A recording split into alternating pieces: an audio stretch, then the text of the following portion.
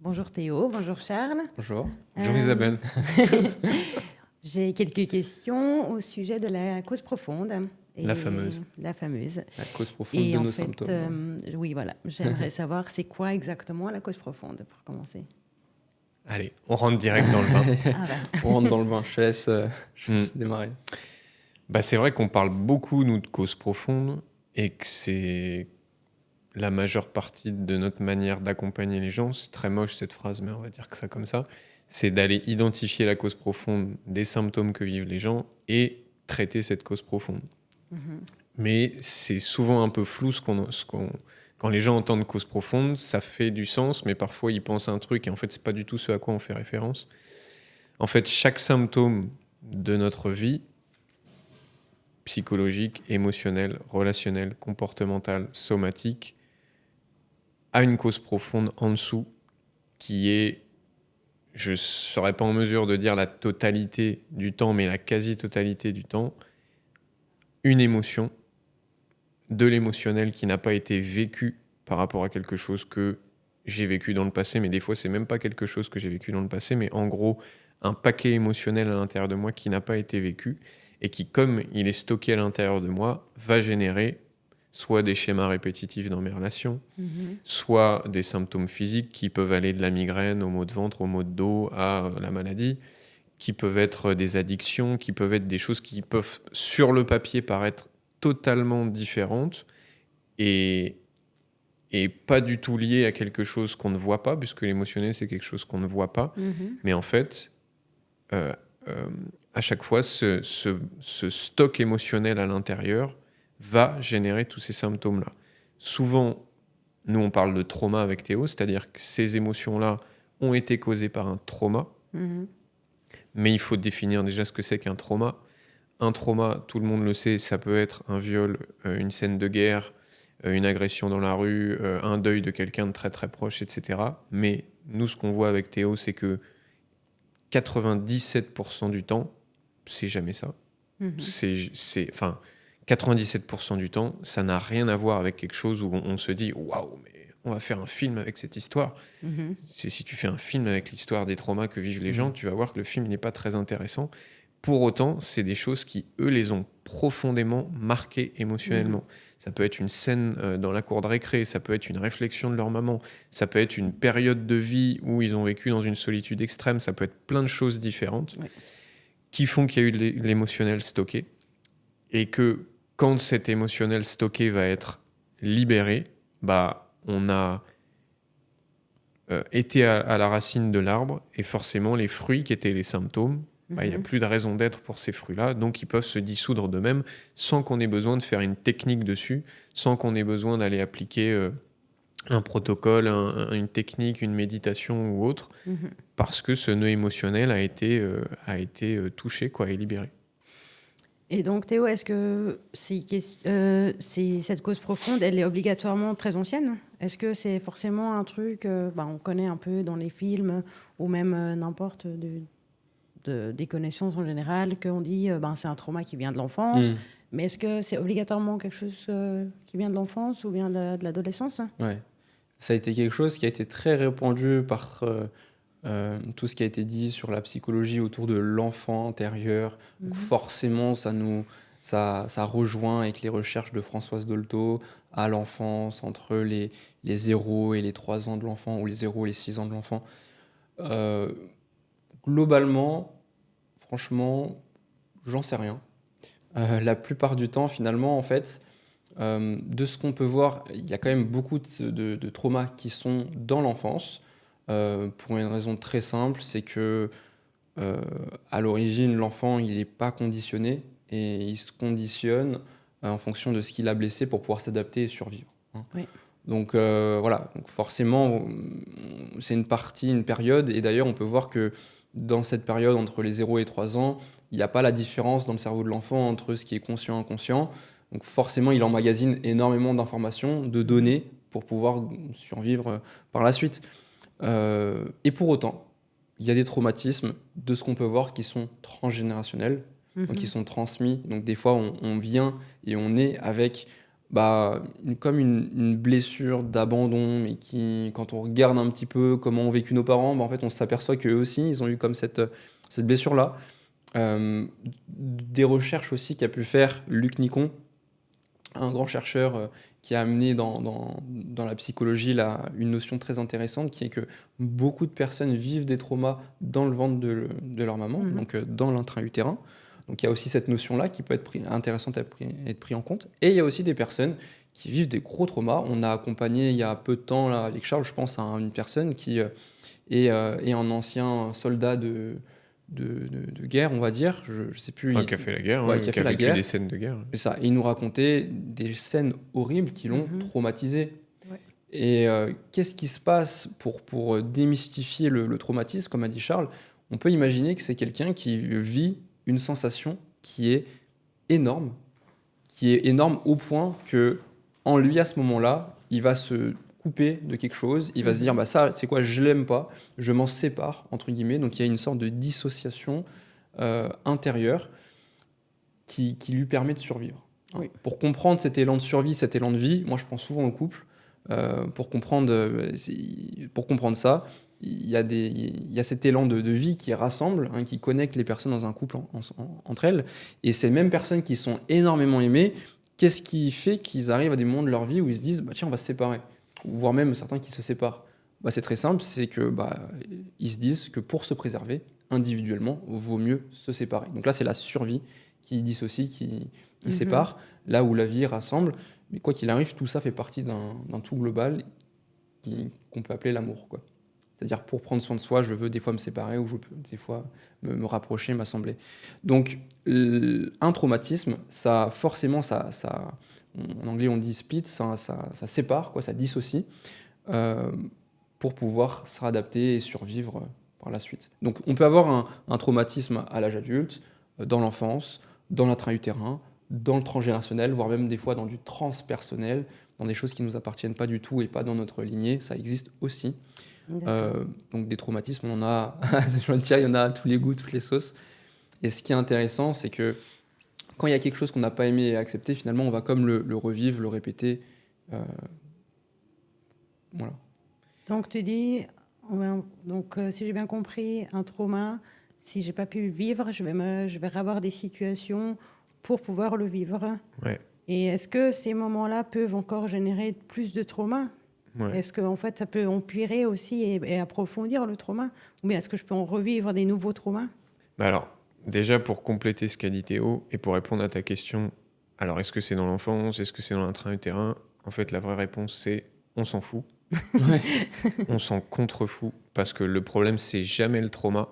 Et il y a plein de thérapies et de croyances qui circulent autour de ça. Non, mais moi, je dois trouver le trauma racine, en fait. Ah ouais. J'en ai trouvé un, mais non, en fait, il faut que je trouve, c'est peut-être qu'il y en a un qui était avant et qui était encore plus profond. Ah ouais, non, mais peut-être c'est pas celui que j'ai vécu bébé, c'était peut-être ma grand-mère qui avait vécu ça. Et il y en a qui font des boucles pendant 5, 10, 15, 20 ans de thérapie à la recherche de leur trauma initial, au singulier ou au pluriel, parce qu'ils se disent, mais quand j'aurai trouvé mon trauma, ils se disent inconsciemment, ça y est, ça sera fini, ma quête sera finie. Mais en fait, même si un jour, tu crois avoir trouvé ton trauma, parce que c'est même pas sûr que tu le trouves, mais imaginons que tu trouves un truc et tu te dis, waouh, mais ouais, ça colle parfaitement avec ce que je vis, qu'est-ce que ça change à ta vie? Tu l'auras compris dans ta tête, mais pas dans ton cœur. Exactement. Voilà, Non, il ne se passera rien. Tu pourras dire à tout le monde, ça fait 20 ans, j'ai trouvé mon trauma. C'était l'intra-utérin, c'était mon jour 2. Et il s'est passé ça, mais en fait, tu as toujours tes symptômes. Donc en fait, on s'en fout parce que le problème, c'est pas le trauma, c'est l'émotionnel qui est là. Et l'émotionnel, de toute façon, il va se réactiver dans notre vie. C'est-à-dire que je l'ai vécu bébé, enfant, adulte ou dans une autre vie, c'est l'émotionnel qui est présent, qui va me gêner ou qui va créer des symptômes qui me gênent. Ouais. Et qu'on peut le prendre par à peu près n'importe quelle branche de « Ah oui, mais parce que quand j'ai vécu ça dans mon couple il y a 2 ans, ou ce que j'ai vécu quand j'avais 7 ans avec ma mère, ou j'étais dans le ventre de ma mère et puis il s'est passé ça », ce qui compte, c'est l'émotionnel qui est là. Ouais. Et que déjà, quand on a cette vision claire-là, on se dit « Ah, mais c'est cool en fait, j'ai plus besoin d'aller faire une analyse de je sais pas combien de temps pour comprendre. » En fait, des fois, nous, on libère des choses en séance, puis moi, ça m'arrive de libérer des choses avec moi-même, je ne sais pas d'où ça vient, Je ne sais même pas ce qui s'est passé pour moi et je m'en contrefous. Tant que je suis libéré de ce poids émotionnel, terminé. Après, si j'ai un peu de compréhension de temps en temps, ça peut être chouette, mais ça n'est pas nécessaire. Ouais. Des fois, en séance, on libère des trucs. À la fin de la séance, ni moi, ni la personne, on sait d'où ça venait. Mais on s'en fout parce que le résultat, il est là. T'as plus l'émotionnel, t'as plus les symptômes qui sont associés et c'est terminé, quoi. Du coup, j'ai pas du tout répondu à ta question, mais je voulais compléter la réponse de Théo. Du coup, j'ai oublié ma question, en fait. Ta question, je l'ai oubliée aussi. Ah bah bravo. Voilà, on fait une belle équipe de branques. Mais c'est pas grave, j'en ai d'autres. Bien rattrapé. Et en fait, alors, comment est-ce qu'on va chercher cette cause profonde, hein? Ah, ça y est, je me souviens de ta question. Ah, bah tiens. C'est est-ce qu'on va le revivre en boucle Ah, oui. Ouais, et exactement. est-ce que ça peut retraumatiser, etc. Oui. Exactement, ouais. Ça doit si je... Vas-y, Ok. continue. Ben, en fait, oui, cet émotionnel que j'ai à l'intérieur de moi. Imaginons, on prend un exemple basique. Je vis quelque chose de très traumatisant. J'ai 6 ans.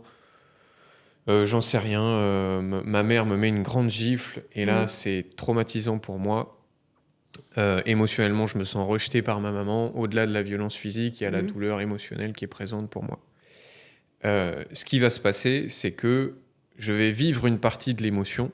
Par exemple, je me sens rejeté. Et cette émotion, elle est immense comme ça. Et moi, en tant que petit enfant de 6 ans, je ne peux pas vivre une émotion immense comme ça. J'ai la capacité physique, on va dire, de vivre ça. Et déjà, ça, c'est énorme C'est pour le beaucoup. petit enfant que je suis. Donc, je vais vivre ça. Ça veut dire que je vais vivre l'intensité émotionnelle du rejet. Et déjà, ça va vachement me secouer. Mais je peux pas vivre tout. Donc, il va rester, du coup, j'ai vécu ça, donc il va rester ça de pas vécu. Et ce ça de pas vécu, il va être stocké à l'intérieur de moi. C'est invisible, ça se voit pas. On ne peut pas, quand on parle avec moi ou quand on me regarde, dire « Ah bah dis, t'as de l'émotionnel non vécu ici. Mais c'est ce qu'on a fait plein de fois. Et donc, on se balade tous, toi, moi, Théo, avec des espèces de poches émotionnelles à l'intérieur de nous, invisibles, qui nous pompent notre énergie à fond, parce que maintenir des émotions à l'intérieur de soi, encore plus que mal manger, mal dormir, etc., ça pompe une énergie de dingue. Et on se trimballe avec ça. Donc avec tous les problèmes aussi de fatigue chronique, de j'ai plus d'énergie, de j'ai plus de motivation, etc., etc. Je dis pas que c'est que ça, mais il y a une énorme partie où c'est ça. Et donc comme c'est invisible, il faut bien un moyen de guérir ça, c'est-à-dire de se libérer de ça. Comment on fait pour guérir de ça ? Ce qui est génial, c'est que nos poches émotionnelles, elles vont rentrer en résonance avec plein de situations de notre quotidien. Nos poches émotionnelles, elles vont faire qu'on va attirer à nous exactement les circonstances et les personnes qui vont nous permettre de rentrer en résonance avec cet émotionnel et de nous libérer de ça. C'est un mécanisme parfait d'auto-guérison. On n'a même pas besoin de thérapeute pour ça ou de coach. En fait, notre vie va être parfaite, entre guillemets, pour nous amener ce que j'appelle des guérisseurs déguisés à travers notre boss, notre conjoint, l'autre con qui nous fait une queue de poisson dans la rue, etc., etc. Ça va... De toute façon, on le sait tous, hein, en couple, tu sais très bien que l'autre, c'est l'expert mondial reconnu pour appuyer là où ça fait mal chez toi. Il ne le fait pas exprès, nous non plus on ne le fait pas exprès, mais il n'y a pas mieux que notre partenaire en couple. Il va appuyer en plein sur ta blessure émotionnelle, pas parce qu'il est méchant, parce que ça se fait comme ça, il y a besoin que ça se fasse comme ça pour pouvoir guérir cet émotionnel-là. Et donc si par exemple j'ai senti un sentiment d'abandon quand j'avais 8 ans parce que mon père est parti de la maison, eh bien je vais avoir tendance à revivre ce genre de situation, puis je vais revivre l'abandon à 12 ans quand mon premier petit copain va me quitter, et je vais vivre l'abandon parce que j'étais dans une boîte super, et puis la boîte devait licencier des gens, puis c'est moi qu'ils ont licencié, puis pas ma collègue, et donc je vais me sentir abandonné, etc., etc., etc. Et en fait, c'est juste que cet émotionnel va vibrer, va être en résonance à chaque fois avec la situation en question. Et potentiellement me permettre de me libérer de cet émotionnel. Et c'est pour ça qu'on répète le schéma en boucle, les fameux schémas répétitifs. Souvent, on se dit « Ah, c'est un blocage, il faut que je casse ce schéma. » Mais ne casse surtout pas le schéma. Parce que ce schéma, c'est un schéma guérisseur. si tu vois que c'est un schéma guérisseur et si tu t'autorises à guérir de ça. Tant que tu repousses le truc et tu dis mais non, je veux pas que le schéma il se répète, je veux pas, de toute façon le schéma il va se répéter, il y a besoin qu'il se répète pour qu'enfin tu puisses guérir. Donc c'est pas que tu t'auto-sabotes, comme on entend souvent, oui mais moi je m'auto-sabote parce que en fait du coup je choisis toujours le même genre de mec. Non, mais tu t'auto-sabotes pas, tu t'auto-guéris. Tu t'auto-guéris. D'accord. Tu t'auto-guéris en allant choisir exactement le mec ou la nana qu'il faut pour te permettre de guérir ce truc-là. Oui, mais je m'auto-guéris pas si je passe d'une relation violente à la prochaine et qu'en fait, ça me retraumatise à chaque fois parce que justement, j'ai pas réussi d'en guérir, non? Et bien justement, en fait, il faut que tu continues à attirer ça tant que c'est pas guéri. Tant que ta poche émotionnelle, elle est là, donc tu te mets en couple avec un mec qui finit par te quitter la relation, donc tu as le sentiment d'être abandonné, et ça fait vibrer ta poche émotionnelle. Oh là là, en gros, je revis comme ce que je vivais quand j'ai la petite fille de 6 ans, ce que j'ai pas pu pleurer à l'époque. Oui. Et à ce moment-là, tu as un choix. Est-ce que je m'autorise à ressentir cet émotionnel-là qui est extrêmement intense, extrêmement potentiellement inconfortable, mais libérateur. C'est-à-dire, je vais peut-être avoir 4 sessions de pleurs de 20 minutes pour vider cette poche émotionnelle qui était là depuis longtemps. Et dans ce cas-là, bizarrement, dans ma prochaine relation, ah bah tiens, j'attire plus les mêmes personnes. Ah bah tiens, la personne avec qui je suis, elle a aucune intention de m'abandonner. Ah bah tiens, la personne avec qui je suis, même quand elle me quitte, je me sens pas abandonné parce que j'ai vidé la poche émotionnelle. Sauf que c'est pas ce qu'on fait. Nous, ce qu'on fait, c'est ça active ce truc chez moi. Ça me fait tellement flipper cette poche émotionnelle inconsciemment que je vais trouver tout un tas de stratégies pour ne pas la vivre. Oui. Ça peut aller de... Donc la première, la plus connue, c'est de la faute de l'autre. Oui. Puisque tant que tu es en train d'accuser l'extérieur, donc par exemple ton conjoint, de dire non mais c'est vraiment un connard qui m'abandonne, ça t'évite d'aller vivre cet émotionnel-là, puisque tu es dans la réaction de c'est sa faute à lui. Donc tu vas passer 6 mois à dire à tous tes copains ou tes copines c'était vraiment un connard ou une connasse. Et puis 6 mois après, tu tombes sur un nouveau gars, une nouvelle nana, puis c'est la même, c'est une copie conforme. Parce qu'il y a toujours cet émotionnel qui est là. Ou soit tu t'autorises vraiment à le vivre. Donc soit tu le fais tout seul, soit ça se fait en séance parce que des fois c'est trop chaud. Donc c'est ce qu'on fait aussi avec Théo. C'est que des fois cet émotionnel, on le voit pas. On est tellement habitué à le mettre de côté qu'on se rend même plus compte qu'il est là. Et que c'est ce qui fait que les choses se répètent, quoi. Mais en fait, juste quand même pour en revenir, donc si je continue de remplir, j'arriverai jamais à vider.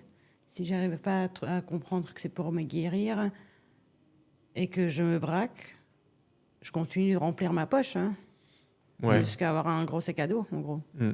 Alors je sais pas si tu remplis encore plus la poche, potentiellement oui, mais, je pense, mais c'est cool que tu remplisses ta poche, parce qu'à un moment donné, ta poche, elle va être suffisamment énorme pour que, là en fait j'ai plus le choix. Le cerveau il déconnecte, c'est bon, il faut que je vive ce truc-là, et puis je vais faire une bonne dépression pendant 2 mois, je vais pleurer tout ce que j'ai à pleurer, ça va faire un appel d'air avec plein d'émotions pas vécues, d'autres blessures, d'autres traumas, et enfin je vais pouvoir me libérer de ce truc-là. Tu vois ? Donc en fait, effectivement, ça retraumatise, ça permet à la poche émotionnelle de guérir. Et de toute façon, on le voit, des gens qui ont vécu à un moment donné des trucs de fou ou des trucs à répétition, des schémas relationnels à répétition, à un moment donné, ils craquent. Et ce craquage est la solution qui leur permet de enfin, ça y est, bon, j'arrête de lutter. Le ballon de baudruche, là, il est obligé de... Voilà. Et moi, par exemple, c'est ce que j'ai vécu à un moment donné avec une rupture amoureuse où ça a fait un appel d'air. Et là, j'avais plus d'autre choix que d'aller libérer plein d'émotions qui étaient à l'intérieur de moi, qui étaient rien à voir avec le couple de mon enfance. Voilà. Ouais, c'est exactement ce que j'allais dire. Enfin, dans mon parcours, genre, je me revois à l'époque où j'allais vraiment pas bien et tout, et que je faisais beaucoup de de stress, d'anxiété. J'étais en plus de ça sportif. Et dans ma carrière, au bout d'un moment, j'en suis arrivé vraiment à craquer mes pétages de câbles. Et je pense que si on m'avait vu, on m'aurait interné. Je- J'explose à plusieurs reprises. Et il y en a une où je me dis, je pense que je suis à 2 doigts de mourir. Vraiment, s'il n'y a rien qui change, je peux en finir. Tu vois.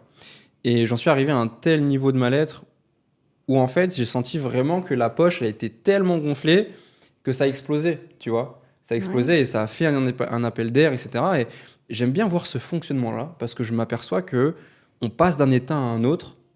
Et ça, c'est un petit peu un état répétitif dans la vie, quoi. C'est un petit peu le cocon qui étouffe dans son cocon, enfin la chenille qui étouffe dans son cocon et qui devient papillon.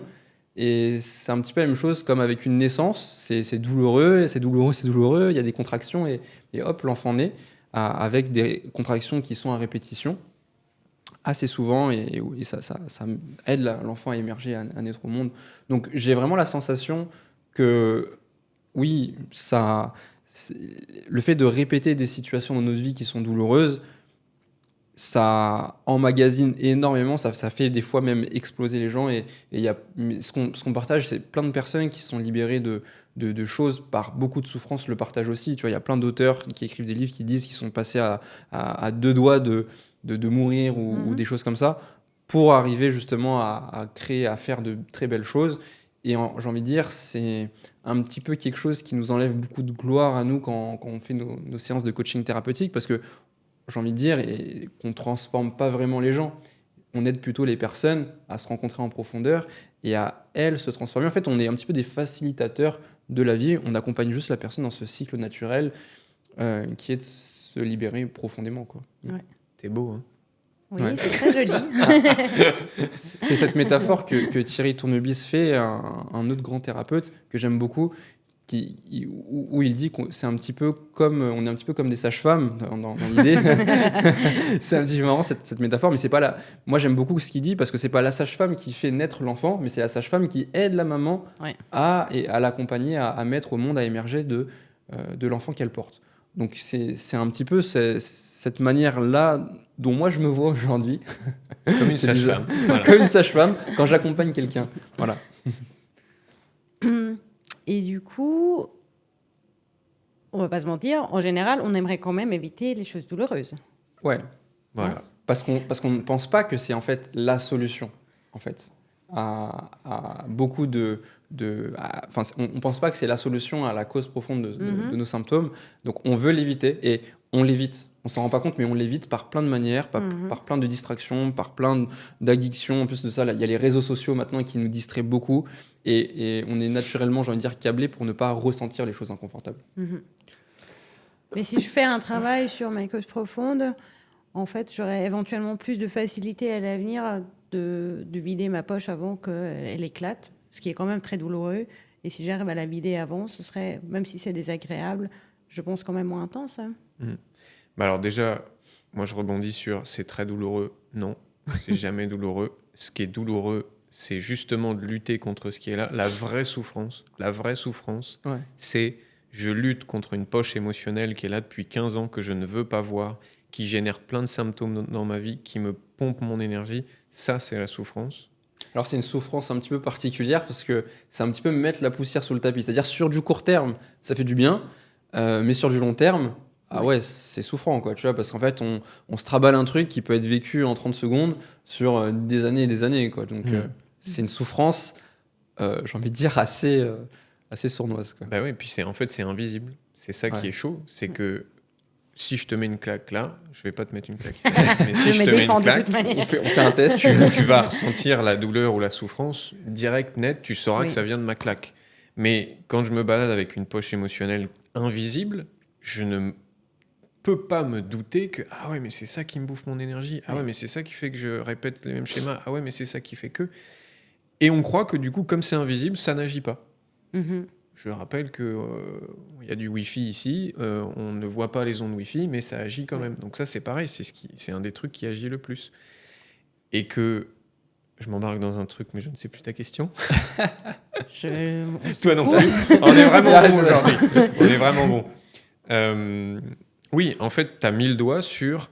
Tu as dit, on veut pas vivre des choses douloureuses. Oui. Ben, c'est ça qui maintient le schéma. Ok. C'est comme je ne veux pas vivre des choses que je crois douloureuses, mais en fait, c'est jamais douloureux. Voilà, c'est ça où je rejoins, c'est que c'est pas douloureux.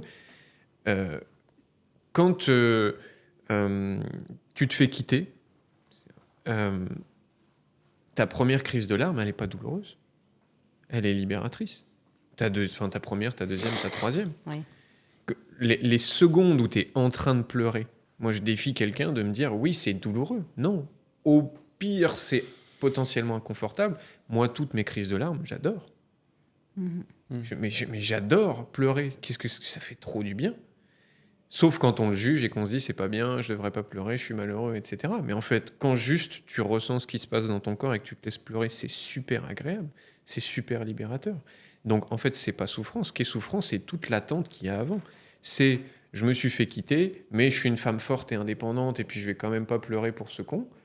Donc je vais pendant 6 mois faire comme si tout allait bien et ça va être souffrant sans que je le vois. Par contre, quand je vais enfin m'effondrer entre guillemets, là, ça va se détendre et là, je vais commencer à pouvoir aller mieux vraiment, quoi.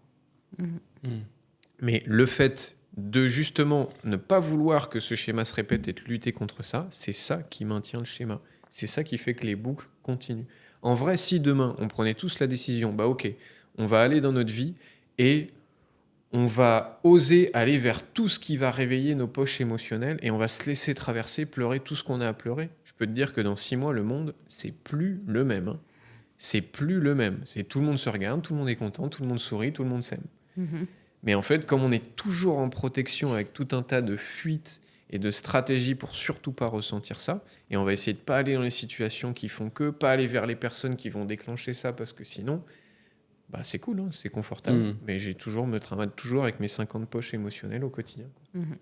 Mais justement, du coup, pour alimenter le débat, je pense que ça peut être intéressant d'en arriver à se poser la question, qu'est-ce qui fait qu'on fait pas ça naturellement, alors que ça libère, alors qu'il y a tout ça, sachant que je rejoins totalement ce qu'il dit, ce qui amène vraiment beaucoup de souffrance, c'est pas tellement le vécu, et on parle parle vraiment de vécu profond de ce qu'il y a, hein, et ça, beaucoup de recherches montrent que quand on vit pleinement ce qu'il y a en nous, ça prend moins d'1 minute, quoi, réellement.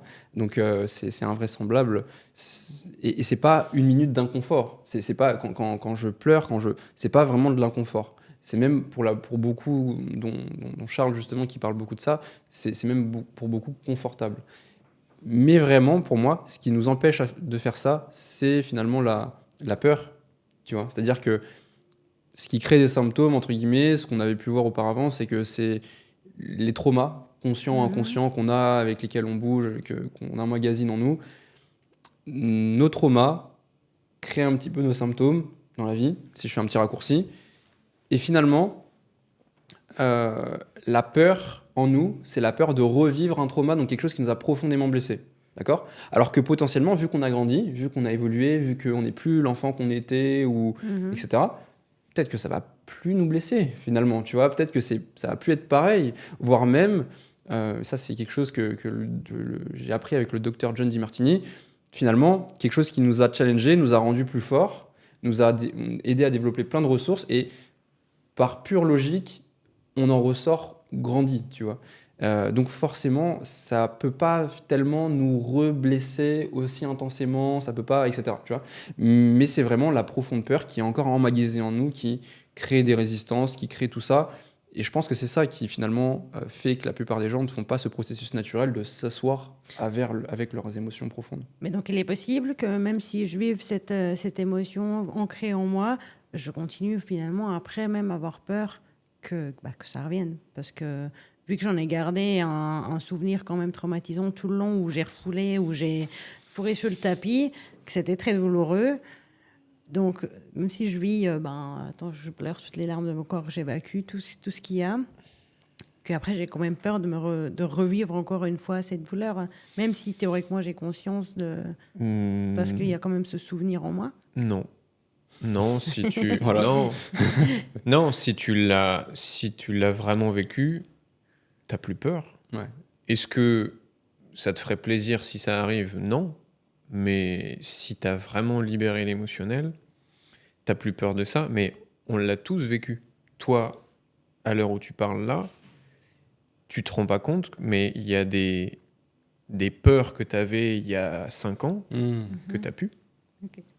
Mais tu te rends même pas On s'en compte rend que même tu pas les as compte. plus, c'est parce qu'elles sont plus là. Et c'est Mais plus un en fait, sujet, quoi. C'est plus un comme sujet. tu as nettoyé le truc automatiquement, que tu as Ah. pleuré ce que tu avais à pleurer, que tu as vécu ce que tu as vécu, tu n'y penses même plus. Mais si là, on prend 10 minutes pour parler et qu'on réfléchit, tiens, c'est quoi les peurs que tu avais dans tes relations, dans tes couples, au boulot, il y a 10 ans, tu vas me dire, ah ouais, c'est vrai, il y avait ça. Ouais. J'ai même pas fait de travail sur ça, j'ai pas été voir de thérapeute, j'ai pas fait de coach, mais en fait, ça n'est même plus présent dans ma vie. Je n'ai même plus la pensée de cette peur-là, quoi. Ouais. Si c'est toujours là, c'est que c'est pas vécu en entier. D'accord. Donc, c'est possible que je vive qu'une partie. Et que malgré du fait d'avoir vidé ma poche déjà à moitié, je me sens quand même soulagée et mieux, mais qu'il en reste toujours... C'est ça. Il reste quelques centilitres dans ta poche. C'est ça. Quelques centilitres, il y a quelques litres pour certains. Tu veux que je te donne un exemple? Oui, pourquoi pas. Il y a mon fils. Première fois qu'on va à la crèche, il est apeuré, énormément apeuré, de voir beaucoup d'enfants courir, marcher autour de lui. Et première fois que je le dépose, que je le lâche sur le sol, il veut pas toucher le sol, il veut rester dans mes bras, etc.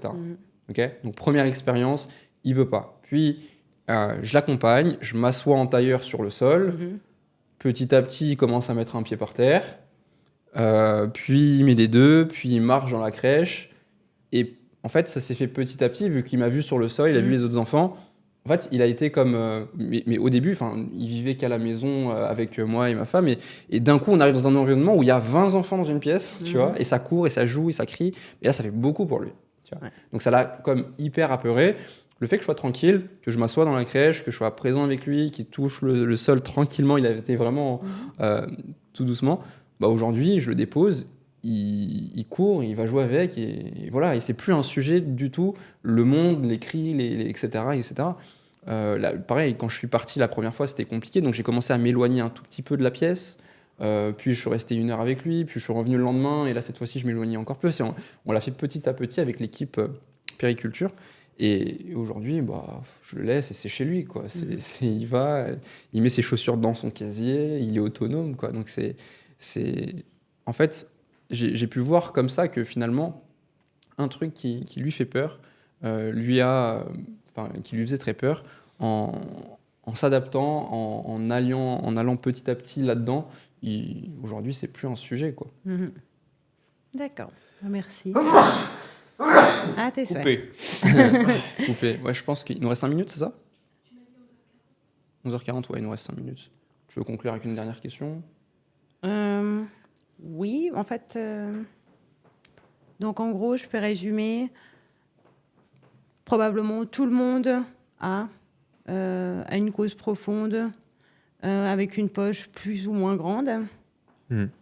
On n'est pas obligé d'avoir vécu la guerre ou les grands clichés, non, mais les grands clichés traumatiques. Ça peut venir de quelque chose de plus simple, et c'est pas pour autant que ça n'a pas raison d'être. Mais c'est hyper important, c'est qu'il y a souvent ce qu'Alice Miller appelle le mythe de l'enfance heureuse. On est beaucoup à se dire, non, mais moi j'ai eu une enfance heureuse, j'ai manqué de rien. Mes parents étaient là, il y avait assez d'argent à la maison, j'avais de quoi manger, etc., etc. Et on croit qu'à partir du moment où on a vécu ça, on a eu une enfance heureuse. Sous prétexte qu'on n'était pas un petit enfant africain qui crevait de faim, on a eu une enfance heureuse. Mais on sait tous en fait que des gens qui sont hyper riches, qui ont des conditions matérielles de ouf, on sait tous qu'il y en a qui sont hyper malheureux. Et à l'inverse, on sait qu'il y a des gens dans des bidonvilles qui sont juste 100 fois plus heureux que nous, les Occidentaux. Et donc, on croit que sous prétexte qu'on a eu une enfance de ce type, on a été heureux. Si moi, je te montre le film de mon enfance, tu regardes le film, tu te dis « ça va pour Charles ?» Moi, j'ai manqué de rien, j'ai pas vécu de gros traumas, mais vraiment, j'ai pas vécu de trucs de ouf. Je peux te dire que j'ai ramassé. Il y a des moments de ma vie, des périodes, avec tout des choses qui se voyaient pas, de la violence sinueuse, tout un tas de choses qui sont pas racontables, parce que même prendre conscience de ça, tu peux pas te dire ouais, moi, alors ce que j'ai vécu, c'est qu'en fait, pendant 5 ans, je sentais qu'entre mes parents, il y avait ci, ça, mais c'était pas dit. Tout le monde va dire, mais sinon, t'as pas vécu un vrai truc. Mhm. Et pour autant, ces souffrances-là, C'est vrai. c'est souvent 10 fois plus souffrant que le reste. Mm. Et il ne s'agit pas de se victimiser, et parce qu'il y a plein de personnes qui vont écouter ça, qui vont se servir de ça pour dire Mm. ouais, non, mais moi, c'est vrai, attends, ma mère, il y a eu ça, et puis mon Mm. frère, et puis mon père, et puis machin. Bon, ça, c'est de la victimite, c'est je me sers de mon passé pour justifier ce que je vis dans mon présent.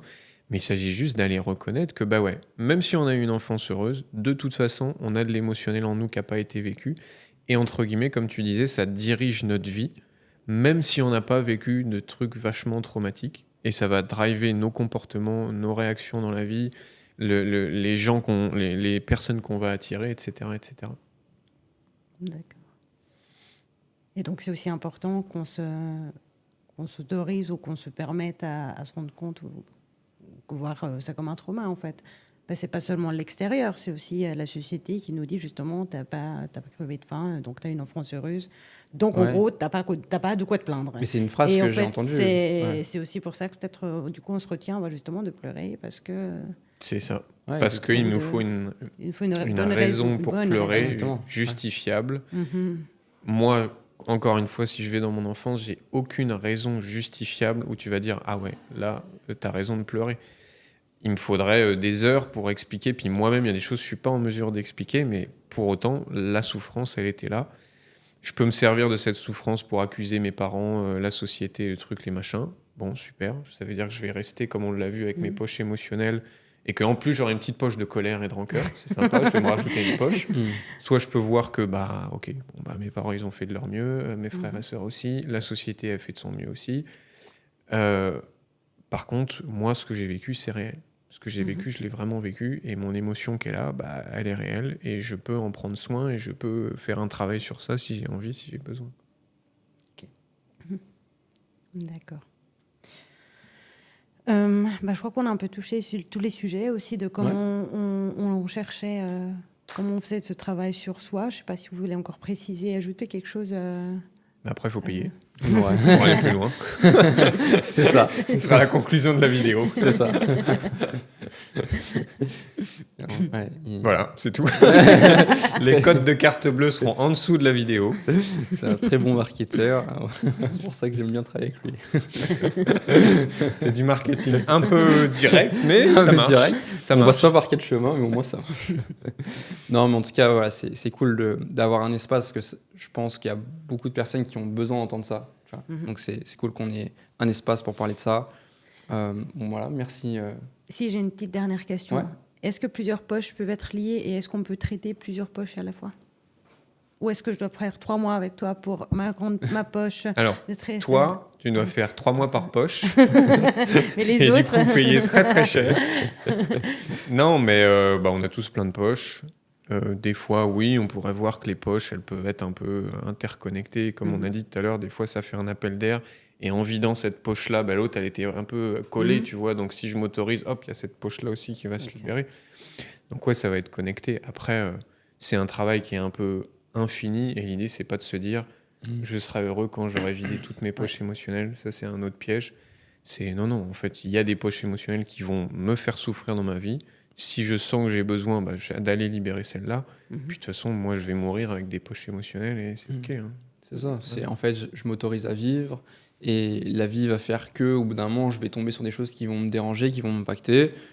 Et au fur et à mesure, voilà, je vais les vivre. Ce qui est intéressant, c'est quand on se fait accompagner, on arrive à comprendre des choses sur soi, sur le monde, sur ce qu'on vit, etc. Et du coup, on est à même de pouvoir justement réussir à, de manière autonome, voilà, plonger là-dedans, se libérer, et voilà quoi. Donc, comme vous dites, au final, le but, c'est, avec un accompagnement, c'est de dissoudre ces poches qui vraiment ont un impact néfaste sur notre vie C'est ça. et qui vraiment nous empêchent d'avancer et que peut-être il y a d'autres poches qui, comme tu l'as dit avant, vont se résoudre toutes d'elles-mêmes, même qu'on s'en rendra même pas compte. et de pas non plus essayer d'atteindre le but de devenir Bouddha sans poche. C'est C'est ça. C'est ça. Bouddha sans poche, ouais, c'est pas mal. Ouais. Bouddha léger. Ok, Bah, merci beaucoup. avec plaisir.